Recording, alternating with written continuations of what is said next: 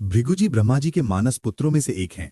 वे एक प्रजापति भी। चाक्षुष मनवंतर में इनकी गणना सप्तऋषियों में होती है। इनकी तपस्या का अमित प्रभाव है।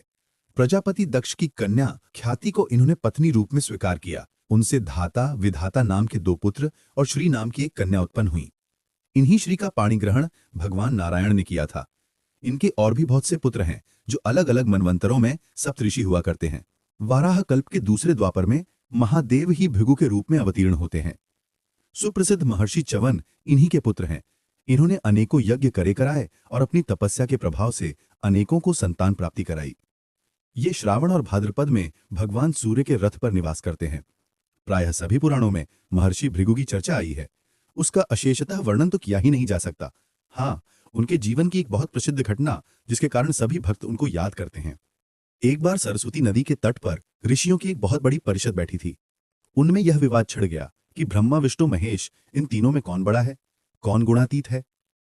जब कोई संतोषजनक समाधान नहीं हुआ तब इस बात का पता लगाने के लिए सर्वसम्मति से महर्षि भृगु ही चुने गए। ये पहले अपने पिता ब्रह्मा जी की सभा में गए और वहां जाकर ना तो ब्रह्मा जी को नमस्कार किया और ना ही उनकी स्तुति की। अपने पुत्र द्वारा इस प्रकार अवहेलना देखकर ब्रह्मा जी को बड़ा क्रोध आया, परंतु उन्होंने अपना पुत्र समझकर इनको क्षमा कर दिया, अपने क्रोध को दबा लिया। इसके बाद वे कैलाश पर्वत पर भगवान रुद्र के पास पहुंचे। भगवान रुद्र भृगु को आते देख आलिंगन करने आगे बढ़े, लेकिन भृगु जी ने यह कहकर कि तुम उन मार्गगामी हो, उनसे मिलना अस्वीकार कर दिया। उन्हें बड़ा क्रोध आया और वे त्रिशूल उठाकर इन्हें मारने के लिए दौड़ पड़े।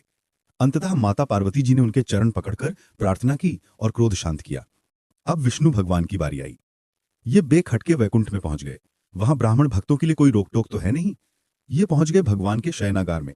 उस समय भगवान विष्णु शयन कर रहे थे और भगवती लक्ष्मी पंखा झल रही थी, उनकी सेवा में लगी हुई थी। इन्होंने बेधड़क वहां पहुंचकर भगवान विष्णु के वक्ष स्थल पर एक लात मारी।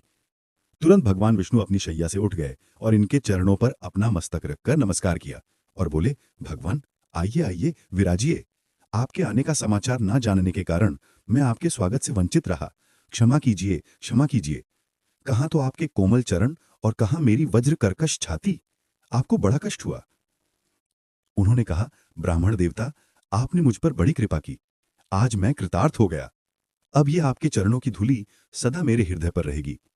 कुछ समय बाद महर्षि भृगु लौटकर वापस ऋषियों की मंडली में आए और अपना अनुभव सुनाया।